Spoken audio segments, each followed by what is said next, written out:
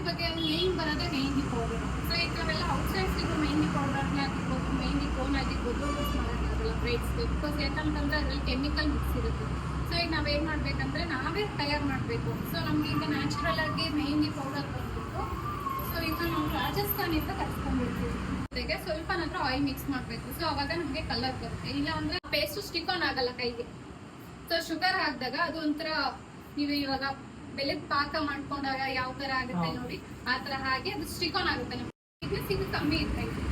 ಈಗ ನಾನು ಇದಕ್ಕೆ 2 ಸ್ಪೂನ್ ಅಷ್ಟು ಮೆಹಂದಿ ಪೌಡರ್ ಹಾಕೋತಾ ಇದ್ದೀನಿ. ಸೊ ಈಗ ಇದನ್ನ ನಾವು 3/4 ಸ್ಪೂನ್ ಅಷ್ಟು ಹಾಕೋಬೇಕು. ಅದರ್ವೈಸ್ 1 ಸ್ಪೂನ್ ಹಾಕಿದ್ರು ಏನೂ ತೊಂದರೆ ಇಲ್ಲ. ಸೊ ನಾನು 1 ಸ್ಪೂನ್ ಹಾಕ್ತಾ ಇದ್ದೀನಿ. 1 ಸ್ಪೂನ್ ಶುಗರ್ ಹಾಕ್ತಾ ಇದ್ದೀನಿ. ಆಯಿಲ್ ಈಗ ಇದನ್ನು ಕೂಡ ನಾನು 1 ಸ್ಪೂನ್ ಹಾಕ್ತಾ ಇದ್ದೀನಿ. 3/4 ಸ್ಪೂನ್ ಇಲ್ಲ 1 ಸ್ಪೂನ್ ಹಾಕೋಬಹುದು.